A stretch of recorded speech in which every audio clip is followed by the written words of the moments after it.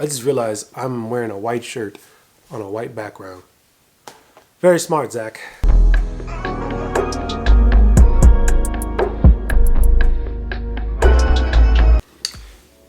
How y'all doing? This is Zachary Carroll, just here to put Christ back in the culture. So, today, right now, this instance, we have a very important topic to talk about, and that is dating. Who you shouldn't date, okay? One of the questions that we all ask. I ask every day. You are probably asking every day. Your friends are asking every day. The people you're going to share this video are going to be asking every day. So let's walk through some scriptures. Let's walk through some things that could help you out in your dating life. Because we're here to help each other out. Yes, you're helping me by watching this video. I'm helping you by showing you some pointing you to some scriptures. Let's get into it. Oh, I don't have a hat. Be right back. There we go. Hi, y'all. Enough buffoonery. Let's get serious. There are three entities that bring people into your life. The enemy brings people into your life. You bring people into your life based on your walk, based on the choices that you make, places that you go to out of your free will. And then God brings people into your life.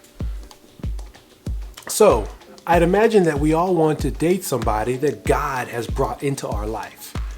So here are some tips, some clues. I don't know how many I'm going to go through, so I'm just going to put it right up here.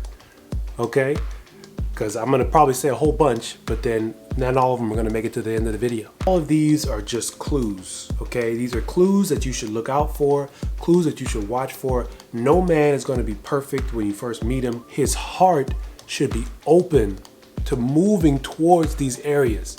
And if they aren't, then you can rest assured that this man was not sent to you by God. Point number one, he tempts you beyond your control.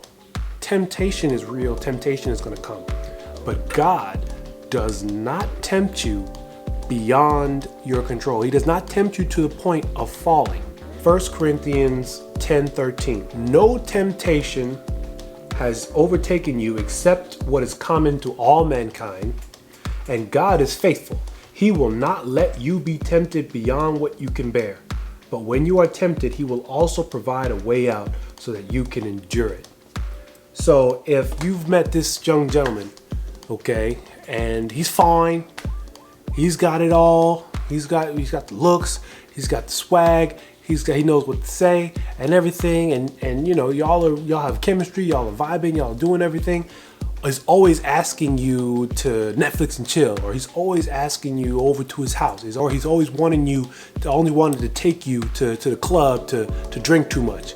He wants to, every time y'all get together, y'all do things that you just don't feel right in your spirit. It just doesn't feel right in your spirit. And he pushes you to ultimately commit those sinful acts that you know are separating you from God. If they tempt you to the point of sinning, if they tempt you to the point of falling, then you know that that person was not sent to you by God. See, he knows your limits. He knows how much you can take. He will never put someone in your life that pushes you away from him. James 1:13. When tempted, no one should say, God is tempting me. For God cannot be tempted by evil, nor does he tempt anyone.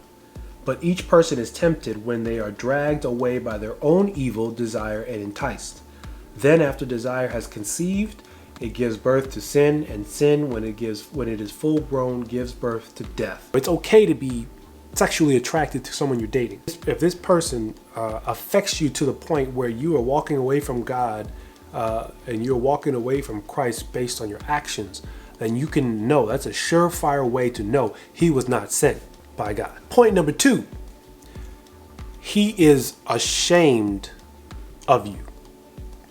Okay, so if you're dating a guy and he don't want to introduce you to his mama, he doesn't want to bring you around his friends, he doesn't want to bring you around his girls, his girlfriends, or girls that are in his life, He doesn't, every time he gets around his boys, he acts differently. You know, he kind of doesn't really want to be claimed by you. He doesn't want to be known as your man.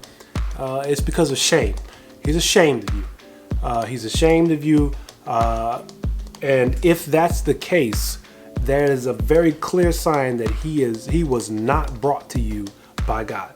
Okay, Genesis 2:23 through 25. We have to go back to the first married couple. This is the first couple that God created. God brought these two together to be as one. The man said, "This is now bone of my bones and flesh of my flesh, and she shall be called woman, for she was taken out of man. This is why a man leaves his father and mother and is united to his wife, and they become one flesh. Adam and his wife were both naked, and they felt no shame."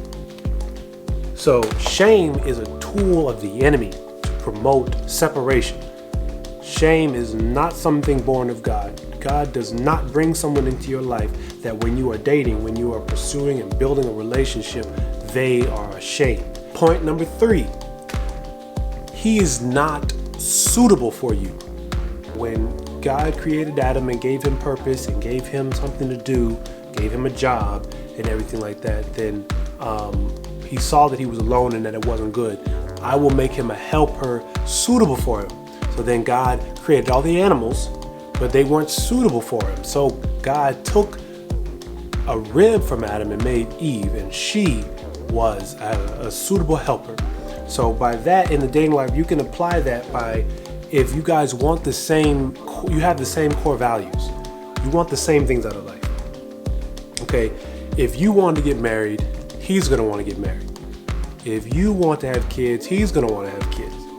Okay, if you want to, live in a certain area, he's going to want to live in that same area. See, things are just going to align, very beautifully. So if somebody's in your life that you're dating and they don't have the same values, they don't want kids, they don't want to get married, or anything like that, and their heart is not open to any of those things, which be careful, because somebody may say that they, want to do these things, but deep down they really don't.